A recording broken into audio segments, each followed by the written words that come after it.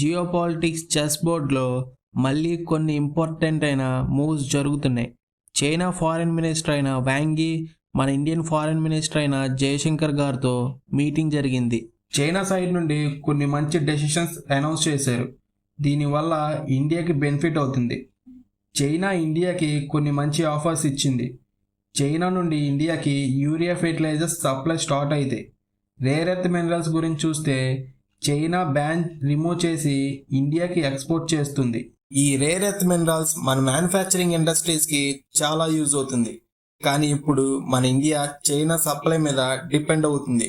కానీ లాంగ్ టర్మ్లో సెల్ఫ్ రిలయన్స్గా మారుతుంది. అంతేకాదు, రేర్ ఎర్త్ మినరల్స్ గురించి క్వాడ్ కంట్రీస్ అయిన India, America, Japan and Australia ఈ దేశాలన్నీ సెల్ఫ్ రిలయన్స్గా ప్లాన్ చేయాలని ఆలోచించాయి.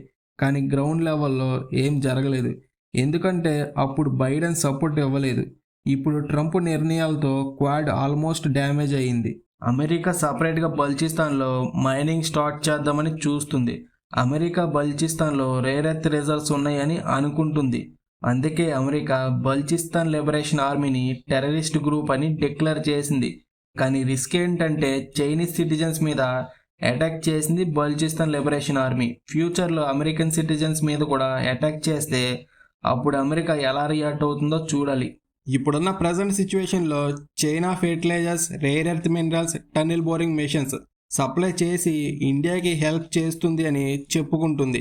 కానీ ప్రాపగండా ఏంటి అంటే తైవాన్ చైనాలో భాగం అని, ఇండియా ఒప్పుకుంది అని తప్పుడు వార్తని ప్రచారం చేస్తున్నారు. ఎలా తైవాన్ చైనాలో భాగం అవుతుంది? కానీ ఇండియా ఒప్పుకుంది అని ఫేక్ న్యూస్ని ఒక ప్రాపగండాలా స్ప్రెడ్ చేస్తున్నారు. కానీ నిజమేంటంటే ఇండియా 2010 తర్వాత నుండి ఇప్పుడు వరకు వన్ చైనా పాలసీ అని ఎక్కడా చెప్పలేదు. ఎందుకంటే చైనా ఎప్పుడు వన్ ఇండియా పాలసీ అని చెప్పడు, పీఓకి ఇండియాలో భాగం అని చెప్పడు.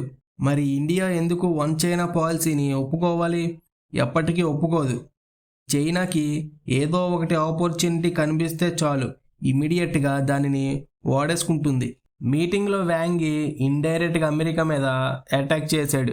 ఒక కంట్రీ యూనిలాటరల్గా బులియింగ్ చేస్తుంది అని, అంటే ఒక కంట్రీ కన్సల్టేషన్ లేకుండా సెల్ఫ్ యాక్షన్ తీసుకుని చిన్న చిన్న దేశాల మీద థ్రెటన్ చేయడం. ఇంకో ఇంట్రెస్టింగ్ పాయింట్ ఏంటి అంటే పిఎం మోడీ గారు ఎస్సీఓ సమ్మిట్కి చైనాకి వెళ్తే అక్కడ బిగ్ అనౌన్స్మెంట్స్ ఉండవచ్చు. ఈ మీటింగ్ చాలా ఇంపార్టెంట్. ఎందుకంటే గాల్వాన్ కాన్ఫ్లిక్ట్ తర్వాత ఇండియా చైనా రిలేషన్స్లో ఒక టెన్షన్స్ క్రియేట్ అయ్యింది. మనందరికీ తెలుసు గాల్వాన్లో జరిగింది ఏంటి అని.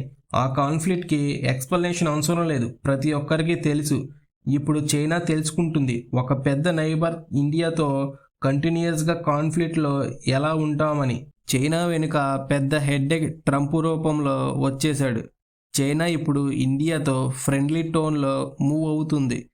దీనికి 2 కారణాలు ఉన్నాయి. ఫస్ట్ది, ట్రంప్ టారిఫ్ చైనా మీద వేయడం వల్ల చైనా అనుకుంటుంది ఇండియాతో అడ్జస్ట్ అవ్వాలి అని, అన్ని దేశాలతో గొడవ పడటం అంత మంచిది కాదు అని.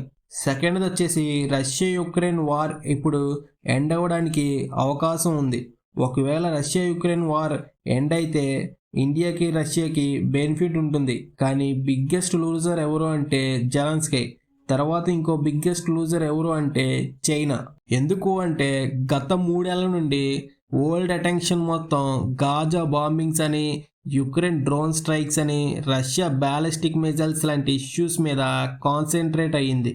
కానీ చైనా కామ్గా స్ట్రెంథన్ అయ్యింది, వెపన్స్ని డెవలప్ చేసింది, ఆర్మీని మోడర్నైజ్ చేసింది, ఎకానమీని కన్సల్టేట్ చేసింది. ఇవన్నీ రష్యా యుక్రెయిన్ యుద్ధం జరుగుతున్నప్పుడే జరిగింది. కానీ ట్రంప్ ఇప్పుడు చైనాని డైరెక్ట్గా టార్గెట్ చేశాడు. రష్యా యుక్రెయిన్ యుద్ధం అవ్వగానే వరల్డ్ అటెన్షన్ మొత్తం చైనా మీద పడిపోతుంది. అప్పుడు చైనా నెంబర్ 1 ఎనిమీ అవుతుంది. ట్రంప్ చెప్పాడు, షీ జిన్పింగ్ మంచి మనిషి, నాతో మాట్లాడాడు, నా ప్రెసిడెంట్ టైంలో తైవాన్ మీద అటాక్ చేయను అని చెప్పాడు అని. ఇది నిజమో లేదా అబద్ధమో కానీ తెలీదు. కానీ ట్రంప్ మాత్రం ఎక్కువ హైప్ ఇచ్చాడు. చైనా అమెరికాకి లొంగదు, కానీ ఇప్పుడు అనవసరమైన యుద్ధాలు దేనికి అని ఆలోచిస్తుంది.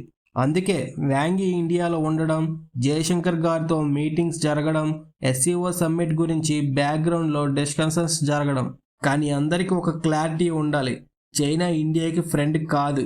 చైనా ఎప్పుడు ఎప్పటికీ ఇండియాకి ఫ్రెండ్ అవ్వలేదు.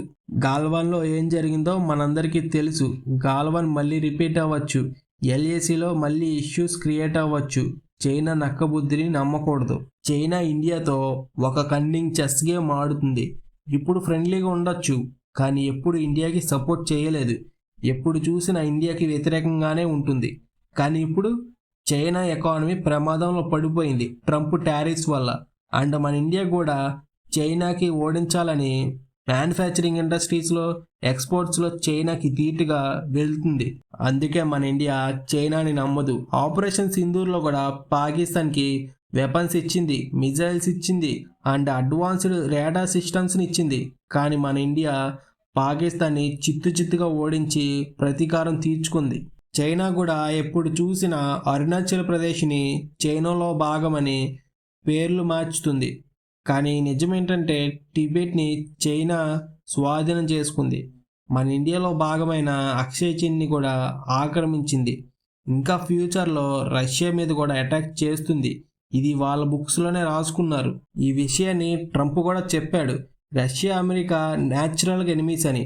కానీ చైనా రష్యా ఫ్రెండ్షిప్ రష్యాకి అంత మంచిది కాదు అని. అందుకేగా రష్యా చైనాని కన్నా ఇండియాని నమ్ముతుంది. ఈవెన్ ఇండియాకి చైనాకి యుద్ధం వచ్చినప్పుడు కూడా ఇండియాకి వెపన్స్ S-400 ఇచ్చింది చైనాకి అగెనిస్ట్గా. ఇప్పుడు రష్యాస్ టెక్నాలజీ అయిన ఫైటర్ జెట్స్, మిజైల్స్ ఇలా అన్ని ఇండియాలోనే తయారవుతున్నాయి. ఒకవేళ రష్యాకి చైనాకి యుద్ధం వస్తే ఇండియా ఖచ్చితంగా చైనా మీద అటాక్ చేస్తుంది. ఇండియాకి రష్యాకి ఫ్రెండ్షిప్ ఉండేది మరి ఆ రేంజ్లో ఉంటుంది. ఎగ్జాంపుల్గా చెప్పాలి అంటే ట్రంప్ ఇండియా మీద టారిఫ్స్ వేశాడు, రష్యన్ క్రూడ్ ఆయిల్స్ కొనద్దు అని. కానీ ఇండియా ట్రంప్ టారిఫ్స్ని పట్టించుకోలేదు, ఇంకా ఎక్కువ కొనడం ప్రారంభించింది మన ఇండియా. నేను ఫైనల్గా చెప్పేది ఏంటంటే ఇండియాకి చైనాకి మధ్య ఫ్రెండ్షిప్ అనేది ఎప్పటికీ కుదరదు. ఈ జియో పాలిటిక్స్లో ఏమైనా జరగచ్చు. ఈ ప్రజెంట్ ఉన్న సిచ్యువేషన్లో ట్రంప్ టారిఫ్స్ వల్ల ఇండియా చైనా ఫ్రెండ్లీగా మూవ్ అవుతున్నారు. ఇది షార్ట్ టర్మ్ మాత్రమే. లాంగ్ టర్మ్లో ఇలా కుదరదు. మనం బోర్డర్ కంట్రీస్ అండ్ చైనా ఏం చేసిందో మనందరికీ తెలుసు. Thank you so much for watching. ఈ వీడియో మీద మీ ఒపీనియన్ ఏంటో కామెంట్ చేయండి. ఇంకా ఛానల్ని సబ్స్క్రైబ్ చేయకపోతే ప్లీజ్ సబ్స్క్రైబ్ చేయండి, వీడియోకి లైక్ చేయండి అండ్ మీ ఫ్రెండ్స్కి షేర్ చేయండి. ఉంటా మరి. జై హింద్, జై భారత్.